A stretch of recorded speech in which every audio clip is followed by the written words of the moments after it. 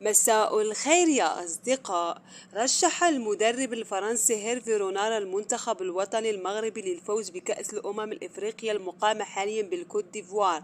وقال هيرفي رونار خلال استضافته في إحدى القنوات الرياضية: المنتخب المغربي بالنسبة لي يبقى من أقوى المرشحين للفوز بالبطولة، حيث يضم مجموعة من الأسماء الموهوبة والقادرة على تحقيق اللقب. وعبر الناخب الوطني الأسبق عن شعوره بالفخر تجاه المنتخب قائلا: أنا فخور أني كنت في يوم ما مدربا لهذا المنتخب الإفريقي العالمي، مضيفا أن أي شخص في العالم يفتخر بالانتماء إلى المغرب. يشار إلى أن المنتخب الوطني يستهل مشواره في نهائيات كأس إفريقيا المقامة بالكوت ديفوار بمواجهة نظيره التنزاني لحساب الجولة الأولى من دور المجموعات، وذلك يوم الأربعاء القادم بداية من الساعة 6 مساء على أرضية ملعب لورانت بوكو بمدينة سان بيدرو الإيفوار. أدلى عديل عمروش مدرب من المنتخب التنزاني بتصريحات مثيرة للجدل اتهم من خلالها الجامعة الملكية المغربية لكرة القدم بالكولسة، ومؤكدا أن تتحكم في مواعيد وتعيينات الحكام في القارة الإفريقية. وقال عمروش في تصريح لقناة الهداف: في رأيي إن هزمت في النتيجة أمام المغرب، ولكنكم تعلمون قوة الاتحاد المغربي، فهم قوة ضاربة حاليا في القارة.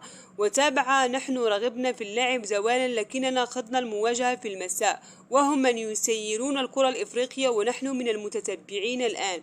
وواصل: نعم، تم فرض الأمر علينا، وحتى الحكام يتم اختيارهم وفقهم، لهذا ستلعب ضد منتخب كبير وضد أمور أخرى خفية في كرة القدم. واختتم: نحن لن نكون خصما سهلا لباقي المنتخبات، رغم أننا لا نمتلك نفس الأهداف، لن نذهب هناك لأخذ سيلفيات مع الخصوم.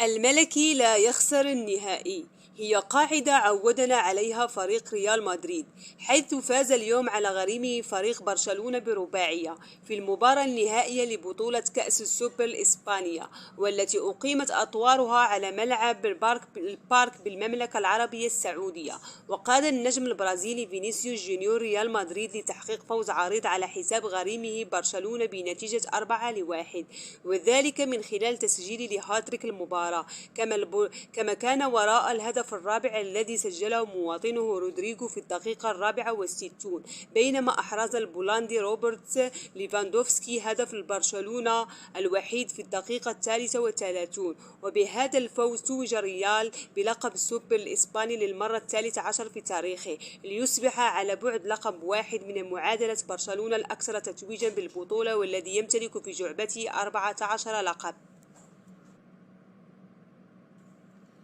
أنقذت تقنية الفار المنتخب المصري من هزيمة محققة أمام نظيره المنتخب الموزمبيق، حيث كان الأخير متقدم بهدفين لهدف واحد في آخر ثواني اللقاء الذي جمع الطرفين بالجولة الأولى من المجموعة الثانية ضمن كأس إفريقيا.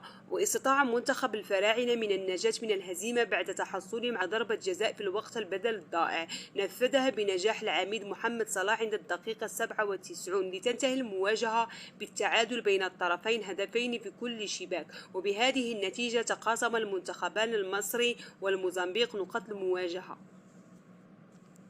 وإلى هنا تنتهي أخبارنا، إلى اللقاء، مع السلامة.